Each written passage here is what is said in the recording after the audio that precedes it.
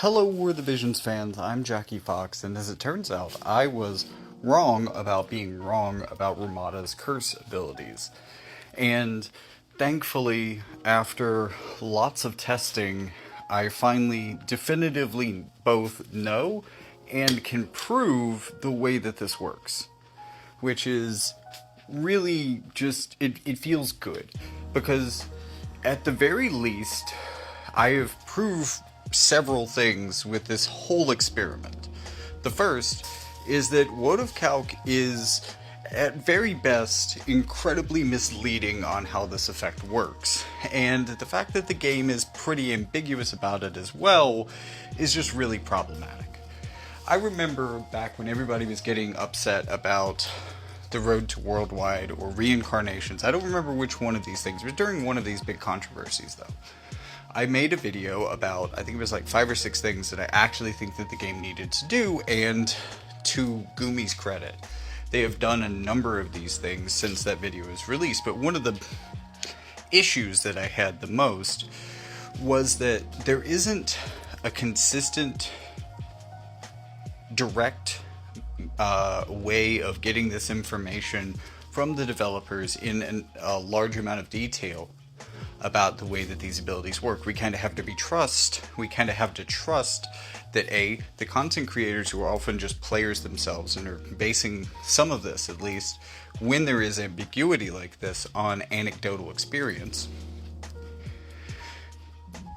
And to be fair, since I released that video, they did do like an official starter guide series of videos. I think Justin was like a big part of that and all, and like, okay, pretty cool.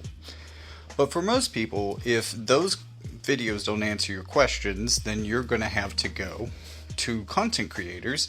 And again, unless we have a direct line to community relations or people who know, who at least have a developer that they can ask. You know what I mean? Like, I don't have a direct line to a developer. At least Justin does. The thing is, for me, Justin has left me on red for the last year after offering a nomination as a pillar of support, and then just kind of ghosted me. I'm not even particularly mad about this. I'm a pretty small content creator. Whatever, I don't care. I mean, there's definitely a maybe more conspiratorial part of me that believes that it was the Gumi Economics series that they finally got around to watching, and they were like, oh, this isn't good for business necessarily. I don't know if we want to support this person. He's a little too honest about things sometimes. And honestly, I messed this up based on anecdotal experience, because I played against this character a lot. I have a lot of experience with how she should work, and I noticed some patterns, like she was really good at cursing my Mont, and at least part of this is because I had started running my Mont with higher faith. That's a good part of the reason, boosting the chances up from like maybe 30 to 40 or 45 is going to make it seem like he gets cursed more consistently. And then maybe you can make an association there with courage, as I did. And again, a lot in Arena, you do fight these same teams like hundreds of times, so I have a ton of anecdotal experience. But when you fight the same team 100 times, you either skip a lot of those or you start paying a little less attention. And there were probably a lot of times before I noticed this pattern that disproved it. That if I had been recording, or if I had been paying more attention to, I might have remembered later on when I was formulating this theory of how it worked, based on targeting opponents, not targeting yourself. And I can make a strong argument that at least WotV words it this way. And my argument, at least that part of my argument, has always been open to the fact that WotV could be wrong. It's just that they're the best community resource we have, so naturally that becomes a sort of gold standard for information about how the game works, second only to being able to literally prove it in game, which is what I attempted to do in my last video. There were about 10 instances where Ramada had the chance to curse multiple people within that video, and the only time that she was unable to curse a unit successfully who had courage was one that had 50 curse resistance, which is the thing I didn't understand at the time, and this comment from JB79 would actually correct me on, because for some reason I was thinking that the status resistance would be applied first. So if she has a 25% base chance and Mont has 25 resistance, then doubling that, 0, means nothing. But I hadn't considered that maybe it applies before resistances are applied, so it goes up to 50 and then minus 25, so 25 base chance. Because this is how Mont's own silence works based on his AP up. The thing is, that's written completely different in WotV Calc. There's no reason that these should be written two completely different ways. Both abilities, as it turns out, work exactly the same way. And while I can make a technical argument for this should be the way it works based on the way that it's written in WotV Calc, it doesn't matter, because that argument would be based on incorrect information. The thing is, while I was making that video, while I was paying close attention to the way this worked, it never cursed a character who didn't have courage who had 25 curse resist. And it only cursed characters who had courage active. So it felt like there was an increased base rate, and I was experimenting with having Mont not have courage. And technically, this data supports both theories. Because once we figured out, now that I've figured out how the 200% works, it means that in either case, you should have about a 1 in 3 chance, a little bit better, to curse him. And honestly, he has courage about twice as often as he doesn't, at least in my testing. So the fact that he was cursed 2 out of 3 times also lines up with that prediction, which lines up with what the game says is going to happen. And I should have taken that as the answer, but it was a very strange coincidence that 10 times in a row, that randomness also sided with which targets had courage or not. So what I set out to do after that, because at this point I've shown you all of that footage sped up without the incorrect conclusions that I drew about it attached to it, like the previous video had, now I want to show you the first test from after that point. Only one of these units is going to have courage as Eclipse's curse comes in, because 2 of them don't have it. They also don't have protect, and they aren't going to have protect up. I've already checked the footage. They do not get protect up before getting in range. All of them have 25 curse resistance, which means that if Ramada's curse rate is based on her stats, she has a chance to curse any of these characters. If it's based on their stats, she only actually has a chance to curse Mont. So I'm expecting that Mont may get cursed, although it should only be about a 1 in 3 shot. Again, or actually, no, I'm sorry. I said something wrong earlier. I have a 1 in 3 chance of her cursing him. And yet, in my testing, she cursed him about 2/3 of the time, which is not what you would expect. She was way more consistent, and this seemed to suggest that I was correct. Except, you'll know that it's a 50-50 chance when you flip a coin, but there are times where you flip a coin 10 times in a row and only get heads. It can happen. And as it turns out, that's exactly what happened here, because as you've probably already seen in this footage, yeah, Folka got cursed, and she did not have protect or courage while Ramada did. So this proves that JB79 is right, and that my first take on Ramada is correct. But this also means that my take on her for the video on how curse works is also incorrect. So I want to take a couple minutes here at the end of the video to also correct that take, so that we know how curse works across the board. So first couple things to note with curse is that it turns off your ability to get regenerative effects. You can't be given regen or reraise or threshold heals while you're cursed. Those things can still proc while you're cursed if you were given them before being cursed, but they will result in you gaining 0 HP. but they aren't strictly nullified by curse. For instance, it's not likely that this will happen for a number of reasons, but if Agrius were cursed and had regen active before the curse landed, she would still have an increased chance to inflict stop, because even though it's not gaining her HP, she does have regen active. It wasn't nullified by this.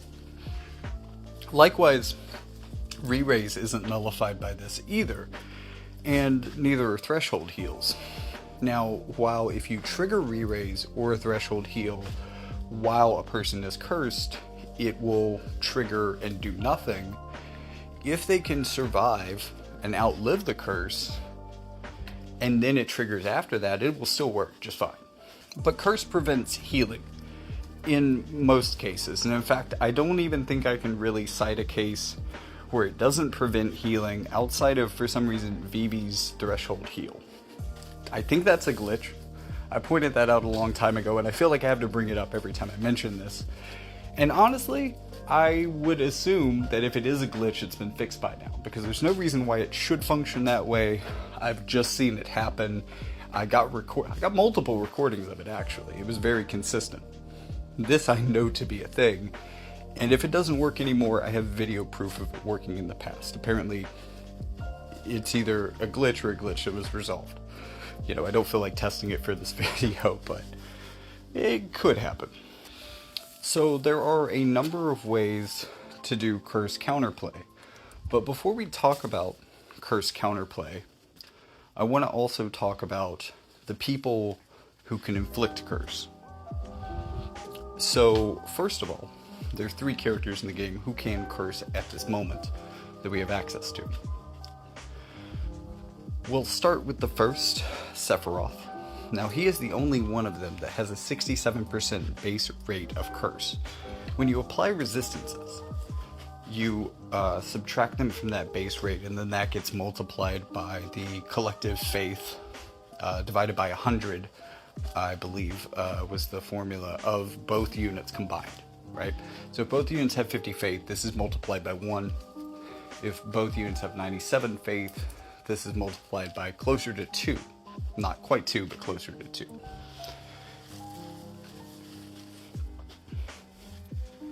So if you have a 67% chance to inflict curse, the only way to properly nullify that is by having a 50% base resistance to curse and adding another 25% on top of that. The easiest way to do this is through trust rune passives. The second easiest way, there's the Flammy Drum at the moment, which is an item that has the same passive. There are other ways to deal with this though. You can heal through it using Fina, or Lotus Mage Fina. I believe Actress with her specialized healing skill in an AoE, so both of them can deal with curse. I don't think that Fina can actually, MR Fina specifically, I don't think that her skill removes curse from herself before it activates. So I don't think it works if she gets cursed, but she can remove curse from other people from the back row, she's good at that. But also, clerics with Calamity Guard can give a cross-shaped AoE that gives resistance or full nullification to a number of status effects. It also grants a damage barrier and HP up. Really cool skill. I'm loving using this in Agrius right now. And one of the statuses that it nullifies is curse. So there's really amazing counterplay. Even works for Sephiroth there. There are also Espers, which can stack on passives. Technically, if you have a passive, you have 50% base, and you have an Esper, you can get up to full nullification. This, no matter how high they push a chance to curse. Even if there were, theoretically, a unit that had a plus 200% chance to curse you, they still wouldn't be able to do it because of your nullification. That's not a thing. That's not the way that Ramada works. Don't get excited. But even if it were a thing, nullification, in theory, would counter even that. And so would Calamity Guard for that reason. Now, outside of that, there aren't a lot of ways to deal with this. Isunaga both deal with this, but a lot of the other off-brand, basically, status effect cleansers don't specifically target curse. So it's really only those most basic ones from the most basic jobs. Which means that a lot of the units that deal with this status effectively in that way also kind of suck. Either they're pretty old units, or you have to run a suboptimal subjob to make them do this. But really, if you can get Calamity Guard especially, I don't mind. It's still pretty good. The other two characters have a significant trade-off compared to Sephiroth. Neither of them has the ability to curse at nearly that high level. Ramada tops out at a 50% base rate, and Veritas of the Frost is going to top out at a 40% base rate. And this is a problem because there are now a lot of characters in-game who have a 50% base resistance to curse. And even without passives, even without any additional assistance, just they could be completely naked on the field. No vision cards, no allies, nothing. And they would still resist curse.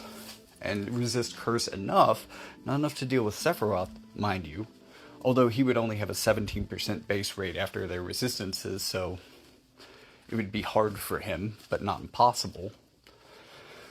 But Ramada and Veritas of the Frost, no matter how hard they try, are actually going to be able to curse those characters. In a way, this gives Sephiroth a pretty significant edge. Also, if you are looking at a buff that nullifies curse, or even an aura, because auras technically count as buffs and can be removed as buffs, at least within the context of a single attack. I mean, the way that would work is if you have a skill that removes all buffs before dealing damage, then you would remove all of the aura effects, then deal damage. Then, because the aura persists, it would check for that again. The aura effects would come back after damage was dealt, right? And Sephiroth does a very good job of being able to give himself this sort of dispel on hit. So in theory, I believe Sephiroth might be able to get around Calamity Guard by just removing the nullifications before the curse even has a chance to proc. And in the same way, I actually think that Veritas of the Frost can do that too. So, 2 out of 3 of the curse characters actually have counterplay to this. Which, if you're a curse player, you might have been feeling a little down after I was talking about Calamity Guard and how good that is. But actually, in practice, against the curse characters that we have right now, it's only really effective against Ramada. Ramada, while I want to say that she's better than Veritas of the Frost, at least from the perspective of curse, has some drawbacks. In my first curse video, I actually made another mistake that was pointed out to me by Realm, who plays young Elda, or Elda King of the Lions. Also, the first week that I was doing my recent Arena series, Realm was a person who came in number 1. So this person conquered Arena by playing Elda, and Elda has a shield, and apparently he was cursed even though the shield was up. Now, I've tested this a lot. Probably most between Veritas of the Frost and Veritas of the Earth. And even with no curse resistance, because eventually I said, okay, I've got to give Veritas of the Frost a fair chance to curse this guy. Even with no curse resistance and Veritas of the Frost all the way at that 40% rate, it seemed like he was never able to curse him while he had his shield up, preventing physical damage. It did seem like he was able to curse him once that shield was removed. And eventually, playing against these teams in manual, I developed a strategy of removing that shield before dealing damage, and I found that my curse was a lot more consistent that way. And yet, you can still curse a character without dealing damage to them. As far as I can tell, evasion is an effective way of dealing with curse, because I can at least confirm, and okay, let's put a grain of salt on this. If any idea from this video may not be true, but may be rare enough that I just haven't seen it happen, it's maybe this one. But every time I've seen a character dodge a curse attack, even when maybe they had higher faith, no curse resistance, and probably should have taken that curse, the fact that they didn't get hit by it at all prevented it from affecting them. So I can definitely say for certain that preventing damage from the curse attack does not prevent curse.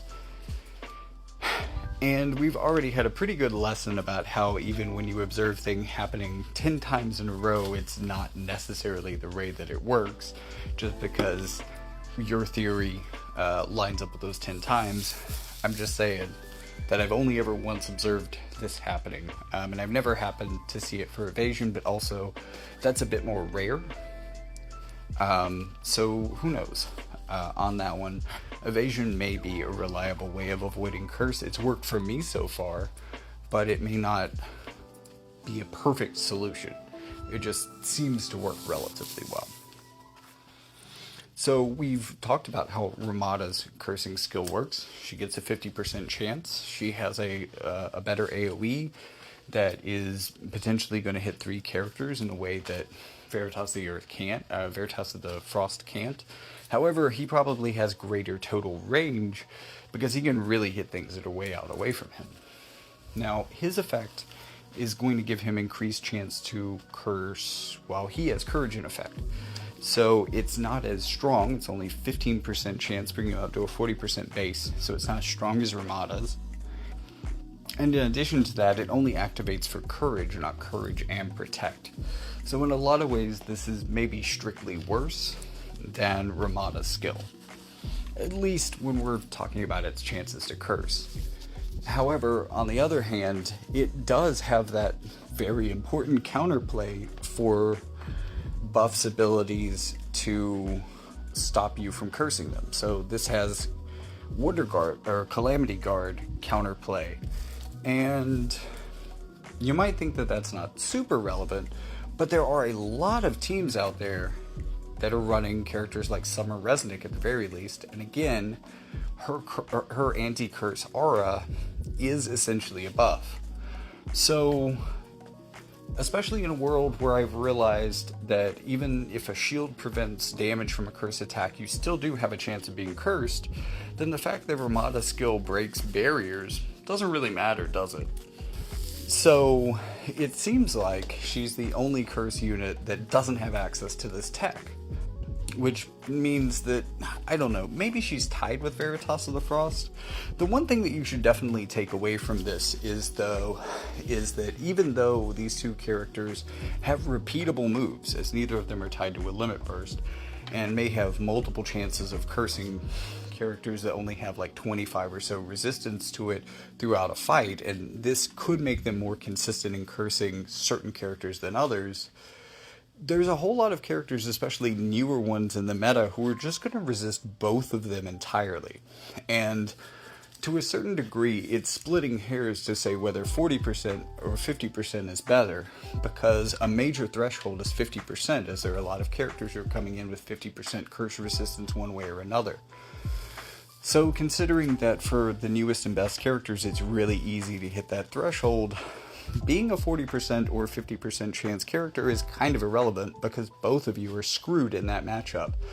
No matter how many times you get to use your skills, they're just never going to work, and that is a significant decrease in utility compared to Sephiroth. Now, on the other hand, Sephiroth trades these really great chances of cursing people for only being able to do it once. And again, that is a trade-off. But in certain matchups, he has a chance where no other character does. And to truly be able to like the trusty way to be able to resist even Sephiroth, even with his buff remove or his buff remove on damage added to his attack, because you don't want to be using something like Summer Resnick, you don't want to be using something like Calamity Guard, you really have to go to 75% resistance, which is going to require that your character have that 50%. And it's also going to require either an Esper or a passive, or potentially both to go to 100%. Although, let me back up and say that as there is no character that can boost their rate beyond 67% base, there's actually absolutely no reason to go to full nullification yet. It is possible in-game, and it is possible to do it in-game in a way that can be dispelled. So in a way that would still work against Sephiroth. But there's really no reason to go that far when even moderate amounts of resistances, which some characters are coming into the game with just all by themselves at this point, already have, usually, unless you're an older character, it's not even that important to tech into. This also opens up a final avenue of counterplay against at least 2 out of 3 of the easier to deal with cursed characters. Now, I've already told you if you can get 50% resistance to them, you're great. And technically, if you have a specific Esper, I think it's Orochi the Snake, you can actually build this onto any character by combining Trust Rune passives and the 25 that you get from your Esper. And if you're in that situation, good for you. You can make one character on your team 50% resistant and just ignore Ramada and Veritas of the Frost entirely, or at least their curse effect entirely. But if you have someone who can remove courage, I mean, you may still have some issues with Ramada and Protect, especially since Protect comes with Cardinal Sign, which is going to, really be a problem for you. Characters who can bestow courage removal, such as Martialists and Luciel, actually have a good chance, at least against Veritas of the Frost, of removing the condition that gives him that additional 15% chance. And that's important because that is the only thing that pushes him over the threshold that stops 25% resistance from stopping him. Which means that group I tested earlier, if I were to test them against Veritas of the Frost, if I could remove his courage, he would not be able to curse any of them under any circumstances without getting his courage back. And even then, he would only have a 15% base chance. This is what I'm saying about these type of resistances being the best way to deal with this. It just nips the whole problem in the bud, so to speak. Anyways, it's a bit annoying that it's taken this much trial and error and this much time and this much studying to figure out how just like one fucking status effect really, when you get down to it, in the nitty gritty affects combat. But we made it, we did it together, we figured this out. So all's well that ends well, I guess. Thank you all so much for watching.